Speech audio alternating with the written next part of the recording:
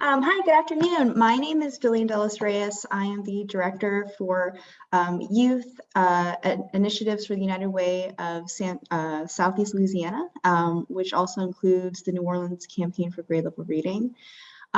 We are going to hear from a slate of wonderful speakers today to talk about the importance of early care and education from a few different facets. We're going to have Libby Saunier, Dr. Saunier, Executive Director of Louisiana Policy Institute for Children, Christy Gibbs, who is an owner and operator of Kids of Excellence and one of the co-founders of For Providers by Providers, which is a local advocacy group for early care providers in Orleans Parish.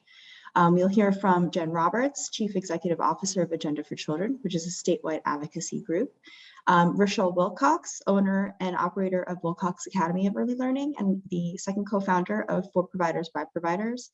And lastly, Hamilton Simons Jones, consultant and advocate for early care and education and consultant for the New Orleans Campaign for Grade Level Reading. So we're hoping that we'll be together for about an hour today, and how we're going to go through this session is that we are going to talk about, we have this collective platform under the New Orleans Campaign for Grade Level Reading. We'll walk you through that.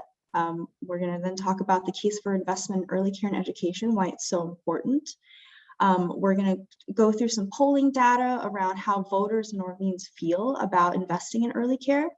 We'll hear some voices around the impacts of what happens when you do invest dollars on our earliest learners from a parent perspective, or from a provider telling some stories about their parents. Then Jen Roberts is going to provide an overview of what we call the New Orleans City Seeds program.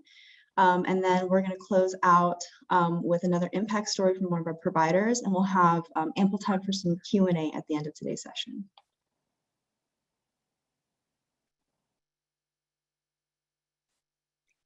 So to kick us off, again, this campaign platform we call A Strong Start for Every Child. It lives under the New Orleans Campaign for Grade Level Reading, which is an advocacy group of nonprofit partners, business owners, parents, educators. It's a campaign that involves like over 125 partners, and we believe that this is a platform that needs to be on not just every candidate's mind, but every citizen in Orleans' mind.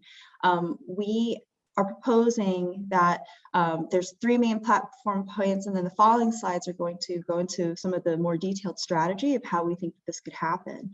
But the main points for this platform are that we believe that we need to have more families have access to high quality early care and education seats, and cut the number in half of infants and toddlers that do not have access to seats currently. We want to do what we can to make sure that Orleans is a child-centered city and a long-term priority for City Hall and our community at large. And also that increased access for families that need high-quality out-of-school time programs. So, addressing the needs of our earliest learners throughout the whole their whole continuum of life. And then, like I said, the following slides go into some of the detailed strategies. So that first strategy of cutting the number in half of infants and toddlers that need access to high quality seats, there's multi-levels to that. So we propose that there needs to be a long-term sustainable investment on the local level, so that we can make sure that this is a generational transformation, that children have access to a healthy start. That also includes ongoing state advocacy to make sure that funds from the state and federal levels are leveraged with our local dollars to make sure that we have a steady stream and flow of dollars coming to support families and children that need access to high quality seats. Point C is going over working with partners to figure out what are some of the existing public properties, facilities, and other incentives we can use to increase the capacity of our early care centers. So there's a list of families that need access to seats, and we also need to make sure that there's facilities and centers to meet those needs. And lastly, creating a public-private early childhood facilities fund, using examples from cities like Philadelphia, California, to expand the availability of seats, using dollars that are not able to be used otherwise for seats. Excuse me. You can just keep going, Rhea. All right, and some of the strategies for our second platform point. So making sure that children are a long-term priority for City Hall. So back in 2018, Mayor Cantrell established what we now call the Mayor's Office of Youth and Families, that has been overseeing a lot of programs and advocacy policies pertaining to children and their families. And so that making sure that with this potential new administration, that this office continues to exist and live on and support the needs of children and families. A second point is to be a meaningful partner in the implementation of the Children Youth Planning Board's Youth Master Plan, and making sure that there are voices from community that represents those needs and implement the strategies. And then dedicate a percentage of the city's annual budget as a city New Orleans children's budget to address the developmental needs of children. And again, like, these are going to be available in the recording that we're going to send after, so we're going to go into super detail about these platform points. And then lastly, increasing access to high quality out of school time programs to reinforce the development of early literacy skills through a variety of engaging and fun activities. We propose that we can do this by reinvesting dollars from juvenile and criminal justice efforts. Establish a consistent level of quality and coordination across out of school time programming. We have a lot of wonderful partners currently doing wonderful work with our youth and making sure that families and community know what is available, and so that we can identify the gaps and make sure that we create programming that's meaningful for children. Expand the quality of out of school time programming that supports literacy development. And lastly, establish a culture of quality and equitable programming in city programs. For example, Job One, library, our Parks and Rec department, that is informed by best practices in youth development. So making sure that the people that interact with our young people are providing programs that are rooted in quality. I'm going to turn it over to my colleague, Libby, Dr. Saunier, who's going to talk about efforts that have been, the efforts on the federal, state, and local level around early care investment. Thank you, Jillian. The first thing we'll really talk about is why we invest public dollars in early care and education. And what we know is, just like the foundation of the house, we want to make sure that children's brains are built from the foundation up, so as young as they are moving forward. And so what we also know is that 80% of brain development really happens between ages birth and age 3. And that, again, brains built over time, they're built from the bottom up. And we really know that these early learning experiences that children experience in quality early care and education centers really help to build the quality of the brain architecture over time. It also establishes, really a sturdy, it can either set up a sturdy or a fragile foundation for learning, health, and behavior. And so again, we know what matters, and it's these early care and education, this time period. And so additionally, is, why do we invest public dollars in early care and education? And what we know is that the return on investment is there. Young children who participate in high quality early care and education programs are 4 times more likely to graduate from high school and become productive citizens than peers who did not receive quality early care and education. And what we also know is that this quality early care and education really, the outcomes influence not just education, but health and social behaviors, as well as mother's employment. What we know from longitudinal research is when children are in high quality settings during those first 5 years of life, that their mamas are doing better too. And so that it's really a 2-generation approach. And that 2/3 or either both or single parents of young children in New Orleans are working and rely on childcare to be able to go to work.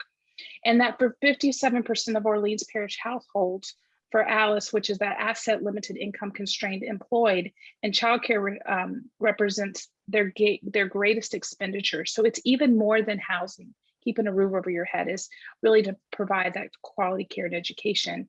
And that childcare in Louisiana costs almost as much as public annual tuition, which means it's wildly expensive, and families have really struggled to be able to afford it. And so we're really going to talk about, our bang for our buck. What we say is that the return on investment. So every dollar that we spend, we can get a 13% return on investment. I don't know about you all, but I know about me. I can't put my money anywhere that I'm going to get a 13% return on investment when we start investing in children from the time that they're young so that they can be successful not only in school, but in life.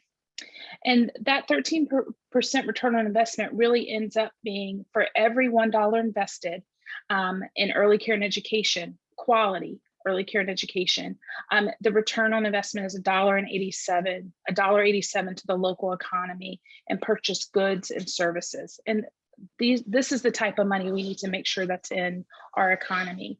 And what we know from research that we've done at the Policy Institute for Children is that childcare breakdowns in our state for working families cost Louisiana businesses about a little less than $8 million per year. And then it costs the Louisiana economy $1.3 billion a year. So we're not talking small change when families don't have access to quality care and education. And we're not talking small change to our businesses as well. This is an economic development issue.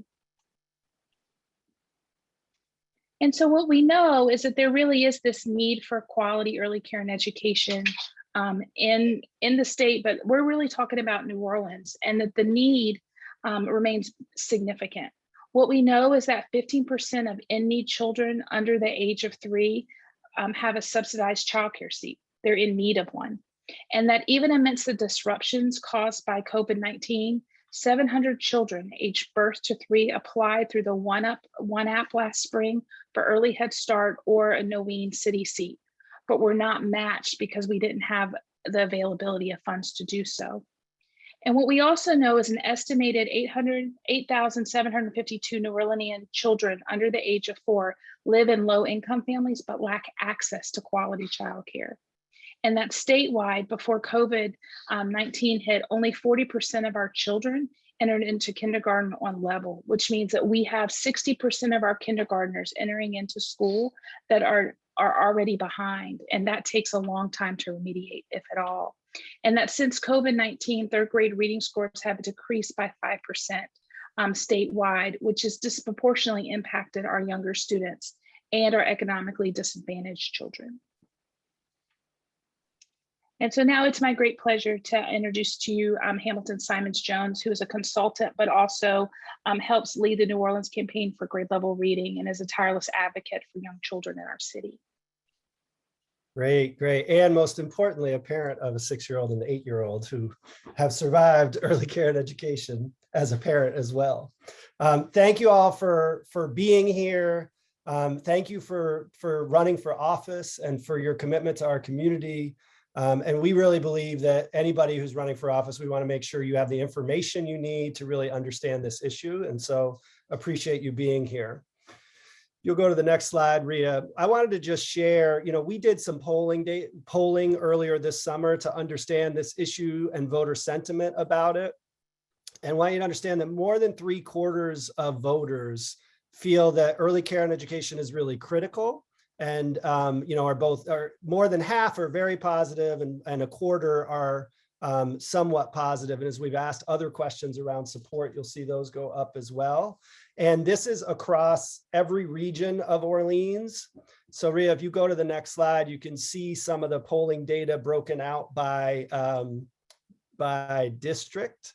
And you can see a significant majority of voters, right? And in some instances, 9 out of 10 show that they strongly support efforts to increase access to early care and education programs. And you can see there, the red are those that oppose it. And in no instance is it more than 7%. And the number in parentheses you see are those that said unsure or unknown. But pretty consistently across the city, regardless of race, of age, of whether people even have children in their household or not, there is very strong support for increasing access to quality early care and education. After 2 years of COVID or 1.5 years of COVID, people understand perhaps even more than ever how critical this is, both for themselves as parents, but also for our economy and for those people who are working to be able to work and know their children are being taken care of and being supported in their development. But don't take it from me with my stats and figures. Christy and Rochelle, who you'll hear from later, are really the experts in this space that have been living and working in it for decades. And with that, I really want to give Christy a chance to talk with you. Hi, my name is Christy Gibbs. I own 3 child care centers, Kids of Excellence, and I'm also co-founders of For Providers by Providers. I've been doing this over 22 years. 22 years I have been doing this. And I want to just share some experiences with you all, how this really impact our children, our families, and our staff, having this funding to increase funding for this program. First, I want to talk about when I first opened in 1999, I had this one student who was my first student. Her grandparent was the only parent that came to my open house. And this was the only child that enrolled into my center. But her grandmother in the community was the person of the community. So when she decided to enroll her granddaughter into my center, she brought a capacity of everybody, and then within 30 days, my whole center was full. Her granddaughter was with me for 6 weeks until she became 5 years old. I still have a relationship with this child today. I just got off the phone with her and her mother today because I'm always in the middle of solving problems when they have their little arguments or mix-ups. So in early childhood, it's not just a job for the birth to 5 years old. We follow these children all throughout their lives. This student, Lamone Dillon, she graduated from our center. She went to some of the highest Lusher. She went to Benjamin Franklin. And once this little girl graduated from high school, she got the Bill Gates Scholarship. After Bill Gates, she got a scholarship for Vanderbilt. So she had Vanderbilt scholarship and a Bill Gates scholarship. She graduated in civil engineer. Right now, she's in Boston studying to be a dentist. This little girl has an engineering degree and 2.5 years old. 2.5 more years, she'll be a dentist also. This is just one story of how early on getting care, like Libby said early, the first 5 years is the most important time in a child's life. And I have so many great stories about children, but Lamone is like another daughter of mine, and I have been in her life and so many children. Second, I would like to tell a story about a parent. I had a parent that attended my center. She had 2 kids come through my center. She was working at T-Mobile. One of her kids had a disability. And that's what this program do. It support us to know early what children are experiencing, like disability. So we were able to get the parents some support, and the child was on the spectrum of autism. But since we got her the support at 1 year old, because we knew something was wrong, and we got her the support, and the parent was, bringing her older son, then this child through the program, this parent was like, we were friends. She will believe in me, whatever I would say, even though her husband was saying, or her boyfriend was saying that, no, nothing is wrong with her.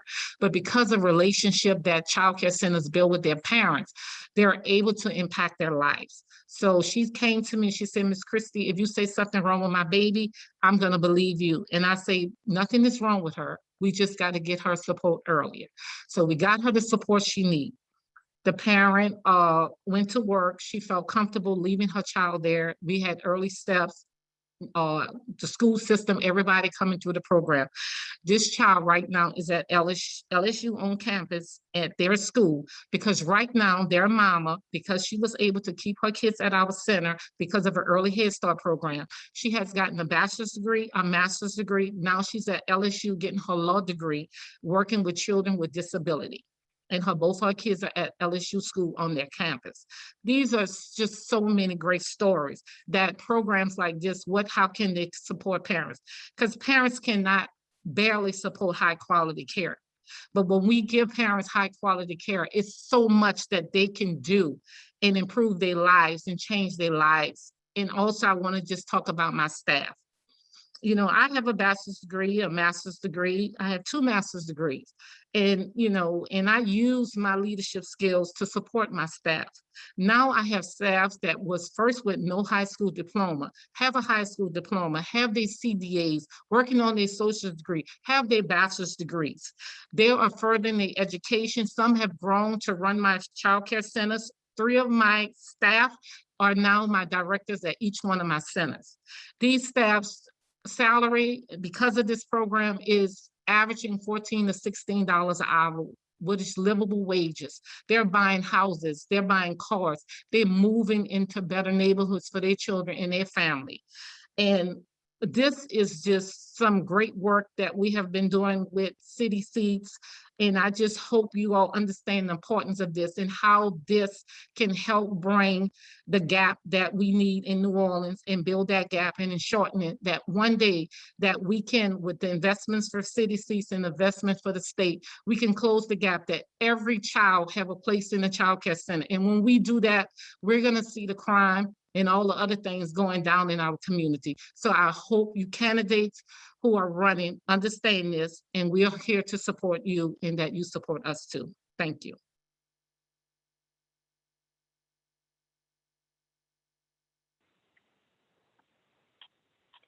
Thanks, Christy. So I'm Jen Roberts, I'm the CEO of Agenda for Children, and I have the honor of being the program administrator for the Knowing City Seats program. So one of the important things to understand is when we talk about a local investment in early childhood education, we were not only the first metro in Louisiana to put local tax dollars towards early childhood. We were actually one of the very first metros in the country to apply dollars that were publicly funded to infants and toddlers. And that actually makes us one of the leaders in the country, specifically for leading really the effort of what early childhood should look like at the local level. The City Seats program serves children that are 6 weeks old all the way up until they're 3 years old. And it's really intended to do three things. And there's the three words I want you to remember. It's about access, so getting children who are eligible into seats so that they can experience a high quality education. Quality, so it's also to work with childcare centers and early education providers that are quality and help them increase their quality so that they can continue to get better and better.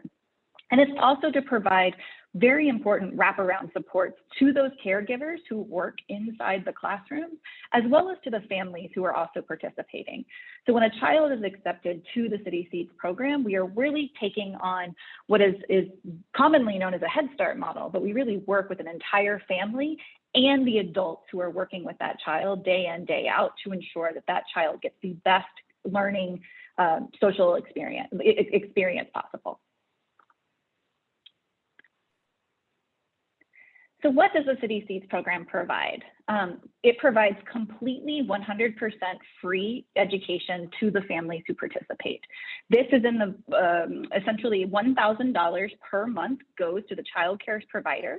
And essentially it is a scholarship that provides free education to those children who are participating. It also includes an entire suite of wraparound supports. So that includes coaching for the teacher that works in that classroom. It includes mental health consultation for that child, as well as for the teachers who work with those children in the classroom. It includes free unstructured play space for those families on the weekend or after school or before care.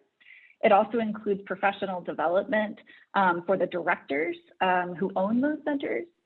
It includes an additional component around an evaluation. So every single aspect of this program is evaluated on an annual basis. As a result, we have built a community of early care and education partners and experts to really supervise, administer, and hold this program accountable. What this does is by paying and contracting directly with childcare centers, and there's 22 childcare centers that are currently participating in this program. What we are doing is giving them competitive rates. We are paying for quality. And what that means is that it also enables the childcare business and the childcare owner to be able to pay their staff livable wages, to be able to provide additional supports for their families, to be able to go out and do marketing and recruitment. And it helps stabilize financially that center, as well as ensure that you'll have less attrition in that class. We also have a team at Agenda for Children that administers this program. We take the evaluation learnings each year, we administer, we are checking in almost daily with each of our providers, and also troubleshoot if there's any concerns or of the directors or the families who participate. And this year we instituted something brand new. We were very fortunate to be able to have funding delivered to us by the State Department of Education as the result of COVID and as a result of the American Rescue Plan Act. And for the first time ever, we instituted a workforce fund where the participating child care centers could apply to Agenda for Children to use things to help to apply for funding so that they could stabilize the workforce that they have. So in some cases, that means higher wages for their teachers. In some cases, it means more professional development. But we let each child care center determine how to use those resources. And this is a big deal. So as I stated earlier, we were one of the very first metros in the country to have a municipally funded infant and toddler program. So this is what we've done with it. In the first year, the Mayor Landrieu and his administration and the City Council passed a $750,000 investment that came out of the city's general fund. And what we did with that is that we served 50 children and their families through this program. But what we also did was we went out and leveraged that money and found private philanthropic dollars to support the wraparound services that we discussed. So that in that year, we served 50 children. The year after that, we more than doubled this program. The City Council invested $1.5 million. We were able to expand those services to 112 students and their families. We also raised some additional money, and we were able to begin working for the next year, which we then doubled again. So we were up to $3 million from the city's general fund, and now it was 1.5 from the city's general fund and 1.5 from the Office of Youth and Families. We now serve 200 children through that program. And then in addition to that, we leveraged state money and we ran a program that the state did, and it's called the Preschool Development Program, and we matched that program. So we actually went from serving 200 students to 273. This year, we were very fortunate to receive $3 million again from the city, but we were also able to match that with private philanthropic dollars, a one-for-one match from the State Department, as well as private philanthropic dollars. And so in just 4 years, we have grown from serving 50 students to almost 800.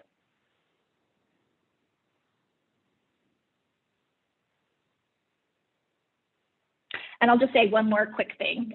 We're real quick on this. In terms of an evaluation, we were able to evaluate this program each year. We work with the LSU School, Human Development School, which is their School of Public Health, to evaluate this program because we feel like the dollars should be very accountable. And we report out on the results of this program each year. And just last year, the results have been consistent with each of the years prior. 100% of the students participating in this program are under the poverty line, and we've had full enrollment. So as Libby said earlier, we have several hundred students on the wait list for these programs. 100% of the city council districts were also represented. So of the 22 participating centers, they are across the city, and every single parish, or excuse me, every single council district has a center there. In addition, we successfully moved 83% of those centers from proficient, which is a very high quality center, to high proficient.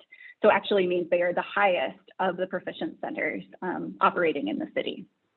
In addition, those teachers received over 400 hours of professional development, and over 100 children received mental health consultation, and in addition, teachers received mental health consultation.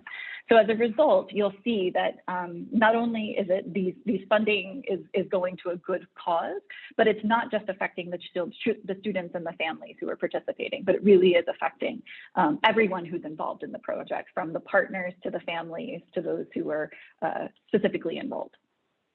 Thanks, Rhea.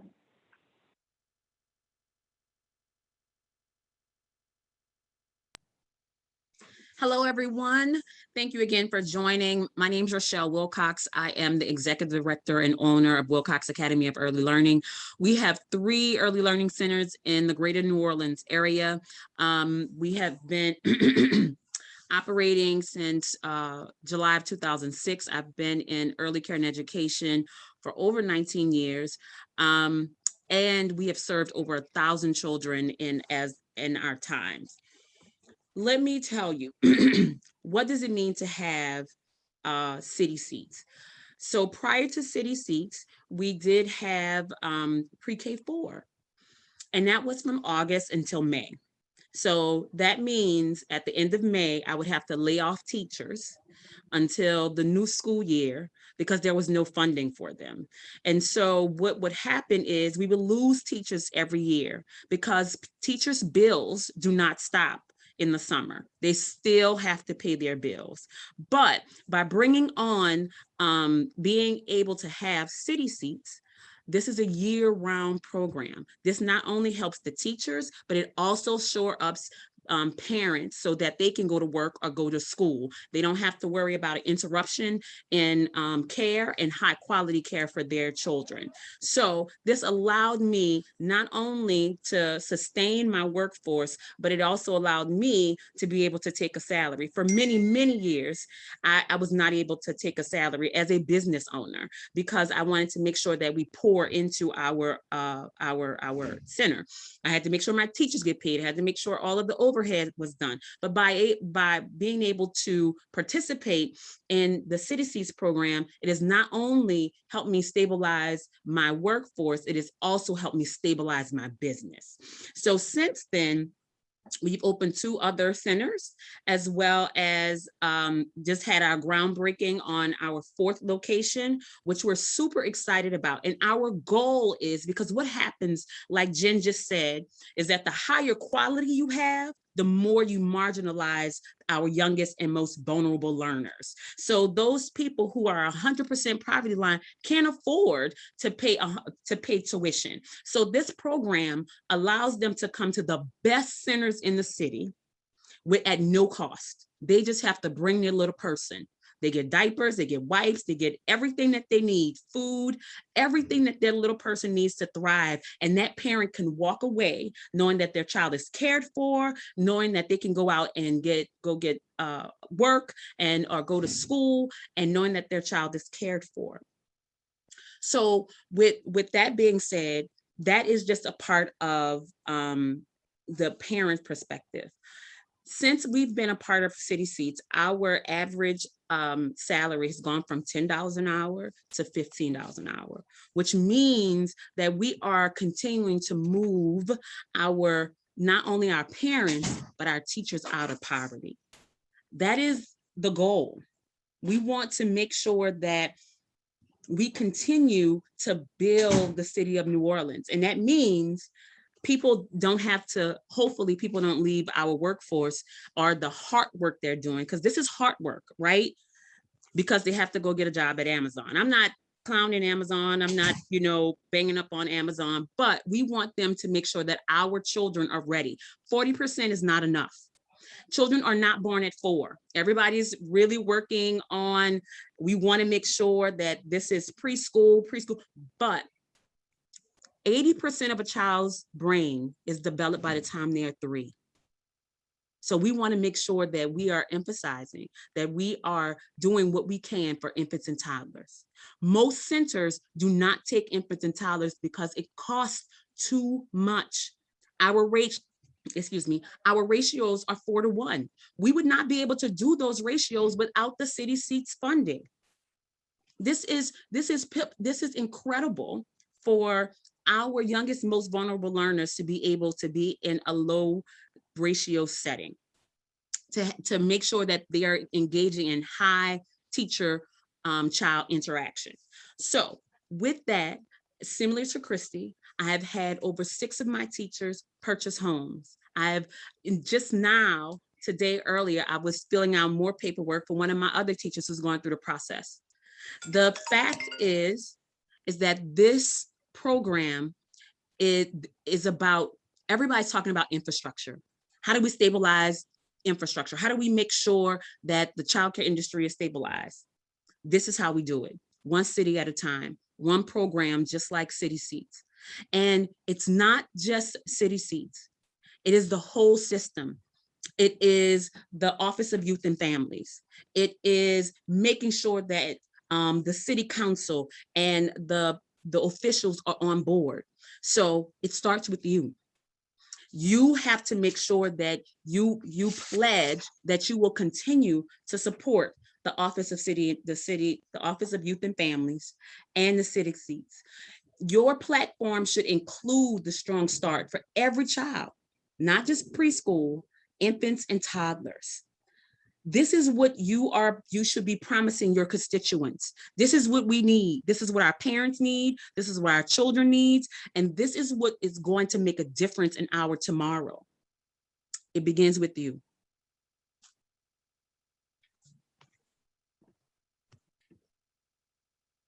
All right, and you'll see there's contact information here for Jillian on behalf of the Campaign for Grade Level Reading, which you're welcome to record. And then we are going to open it up for questions. And we have some questions in the chat that I saw. The first one is around, do we have statistics on, I know we have several sheriff candidates here.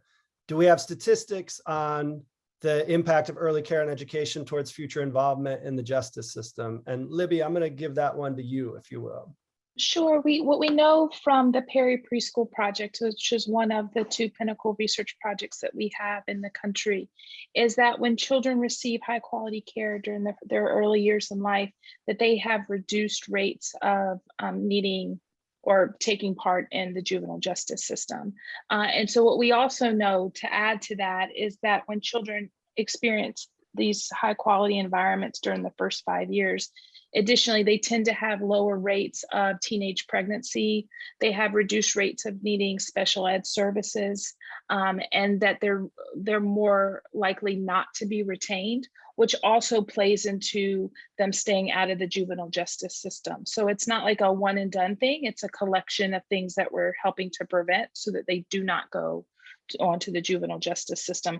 I'm sorry, I don't have the statistics right at the end of my fingertips, but what we do know is that it does help prevent our students and our children from interacting with the juvenile justice system. And Libby, am I correct in that it's not just the juvenile justice system, but it's also the adult criminal justice system? It is, so, correct. It's not just juvenile justice, but it's also in the criminal system. Because what happens is that our babies, what happens to them is they end up staying in school.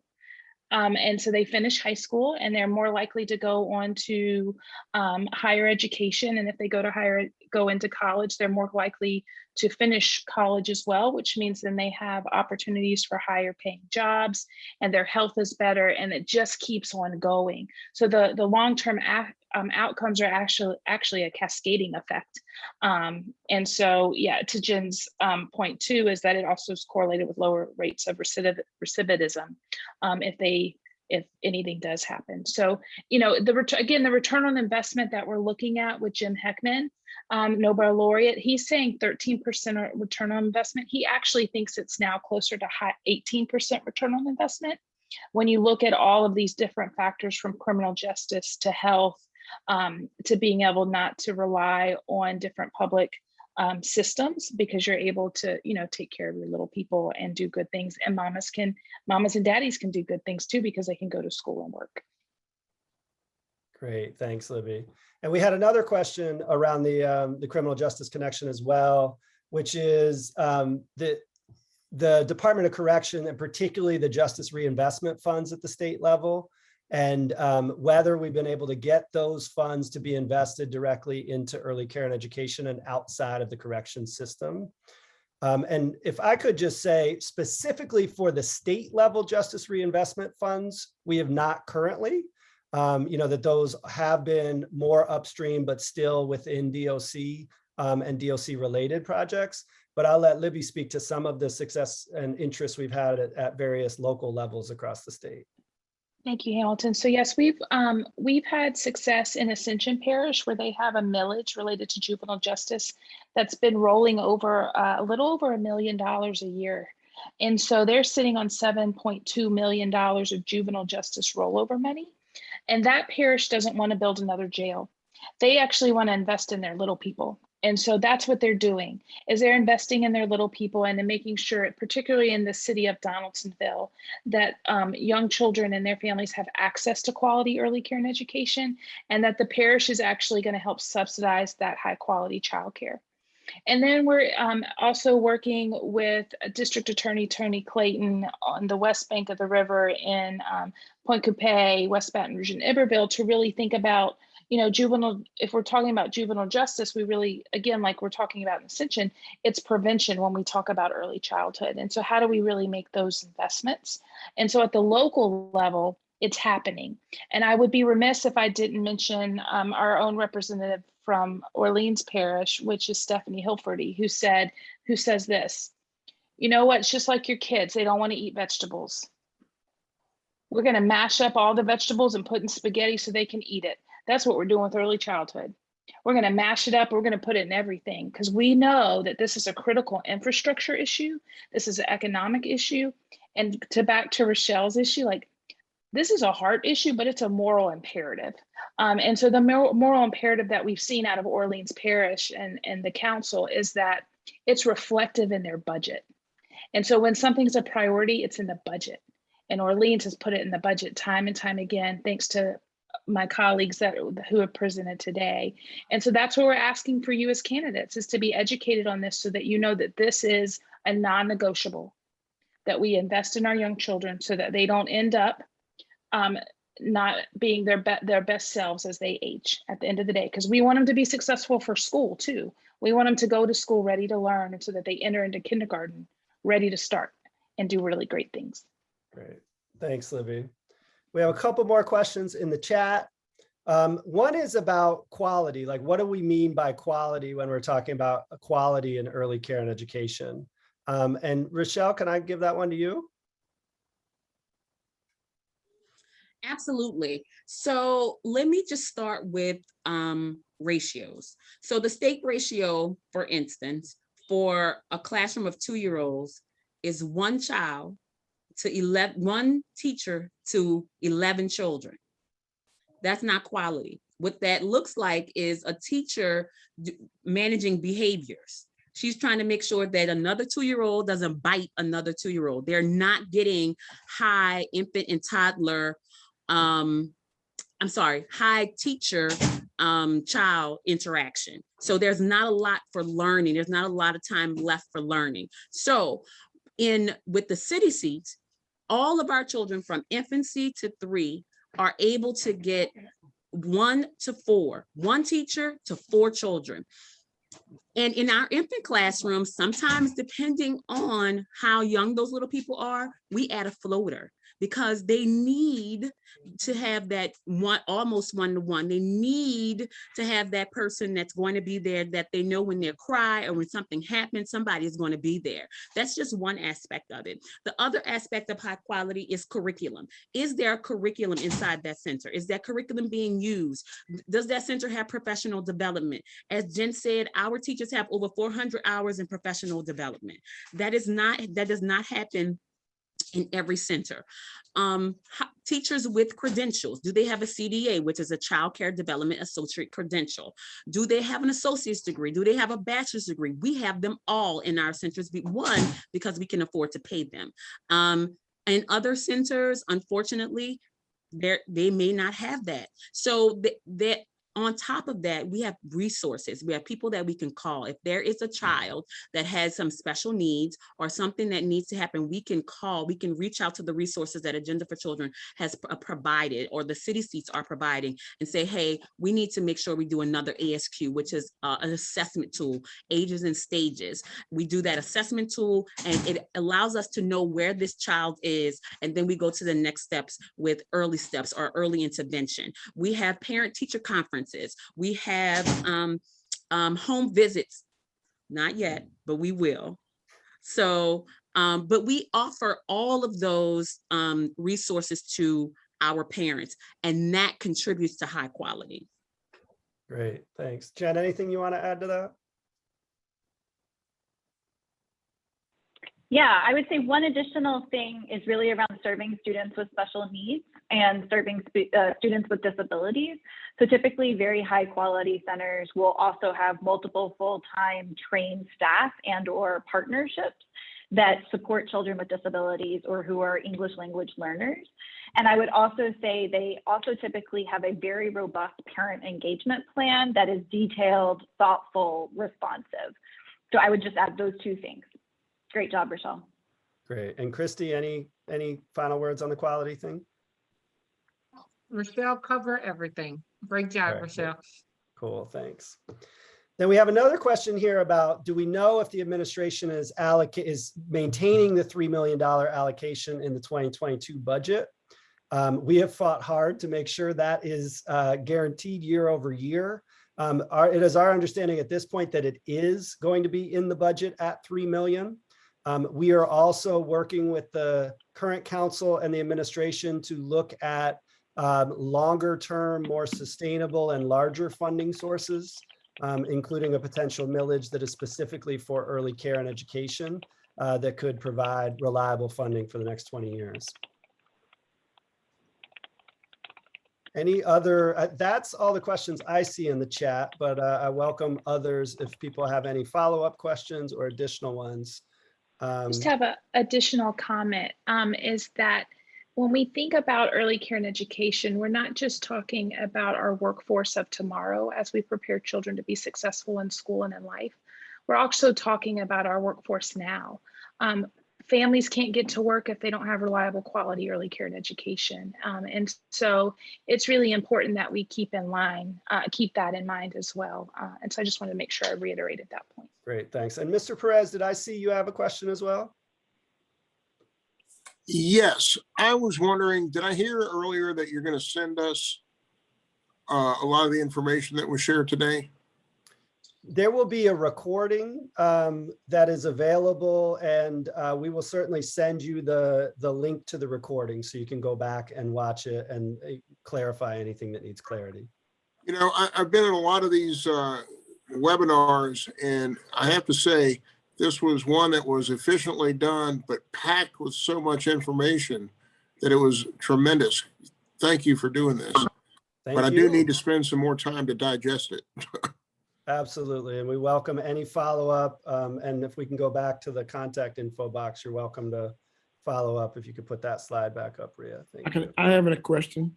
Yeah, Mr. Bagnaris. Yeah, kudos to you guys. I mean, y'all are doing a great job trying to stop the school and prison pipeline thing. My question is, do you have any teachers who have retired, you know, during the time of as teachers, when charter schools came in, the 6,000 teachers were laid off? Is there any way you can hire a retired teacher without them losing their pension? Because you know, you got a lot of teachers out there who really can work and still want to work, but because of their position and their pension, they can't get a job. Yeah. We do, I mean, Hamilton, we do have some teachers that are retired that come and work at the center. They usually work like 4 hours. They come in and read books to kids, or they come in and relieve teachers for lunch, and they work about 20 hours a week so they can keep their pension. And we would love to have more if we can find more. Great, I'm glad to hear that. And like I said, you guys are doing a fantastic job. Yeah, thanks, Mr. Bagnaris. Thank And Jen, you. I think you had one other thing to add about the pension. No. Yes, I believe it's 19.5 is the number. So as long as someone works under 19.5, you are able to keep your pension in Louisiana. Right. Great. Any other questions? I don't see any others in the chat.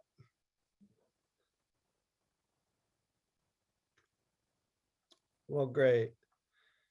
Well, I just want to once again say thank you so much for your time. Thank you for your commitment to public service. And thank you for your interest in this topic and being present today. We very much appreciate you. And we are available should you have any questions or even want to bounce some ideas about how to incorporate this into your plans. We would love the opportunity. So thank you again, everybody. And have a great afternoon.